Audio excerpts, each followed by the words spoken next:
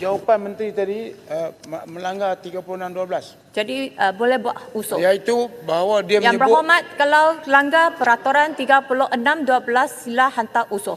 Terima kasih. Oman Bentong. Assalamualaikum warahmatullahi wabarakatuh dan salam sejahtera. Dari Bentong ke Pekan, soalan saya nombor 8. Assalamualaikum warahmatullahi wabarakatuh. Terima kasih Puan Yang Pertua. Terima kasih kepada Yang Berhormat Bentong. Sebelum itu sekali lagi saya ingin mengalu-alukan kehadiran belia-belia daripada Pekan Pahang ke Dewan Rakyat. Ahlan wa sahlan.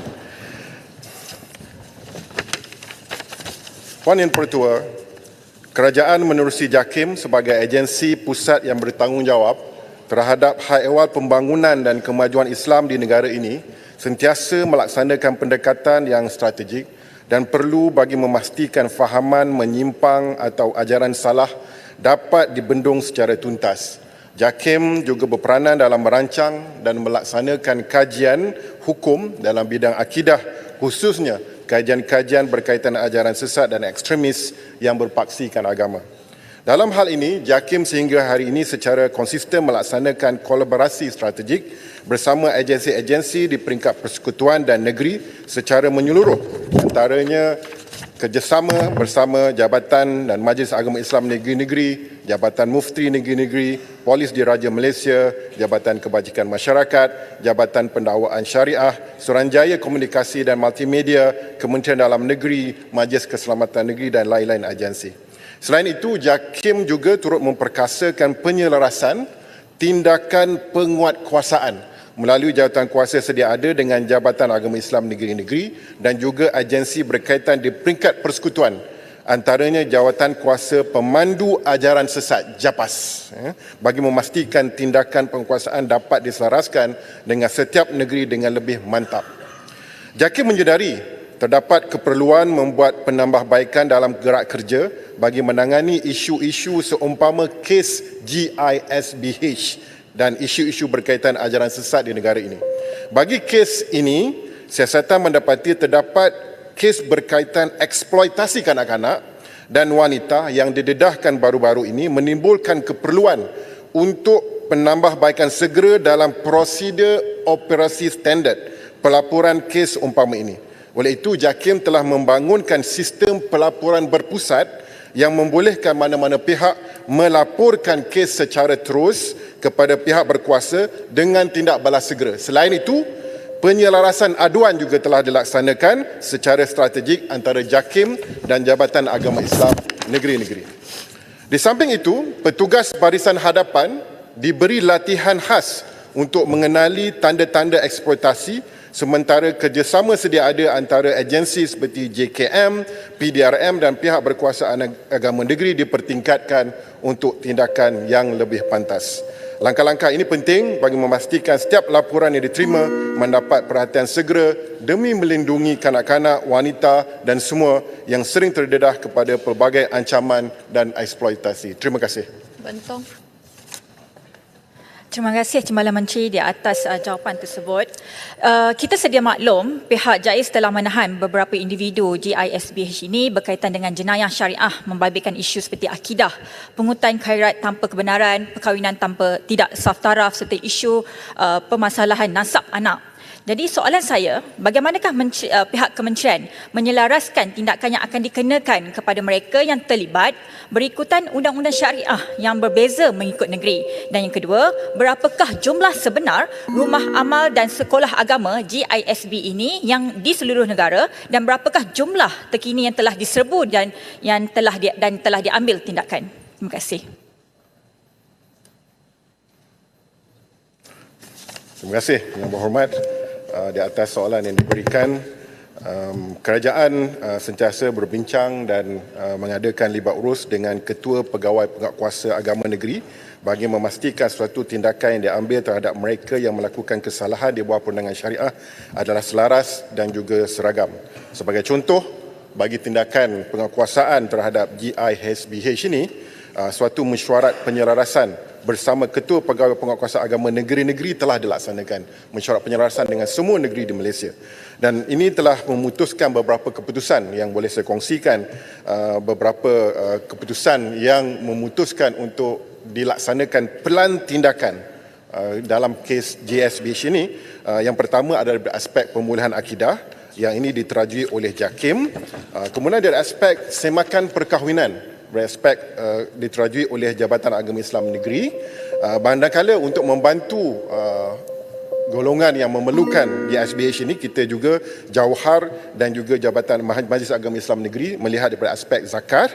Modul pemulihan juga dibangunkan, sehingga kini 7 modul telah dibangunkan dan pusat pemulihan juga diletakkan. Jadi berkenaan dengan soalan yang kedua, iaitu berkenaan dengan jumlah rumah amal dan jumlah tempat-tempat yang sementara itu disediakan, saya mohon untuk dapatkan memberikan jawapan bertulis kerana fakta itu perlu tepat dan memerlukan satu semakan fakta yang lebih tepat dan sahih. Terima kasih. Terima kasih. Saya satu soalan tambahan yang saya lihat, kita tahu bahawa JSB ni peringkat awal dia dituduh kerana meneruskan amalan Aurat Muhammadiyah. Okey, itu tuduhan besar dia. Tapi hingga setakat ni dia tidak didakwa di bawah kesalahan tersebut.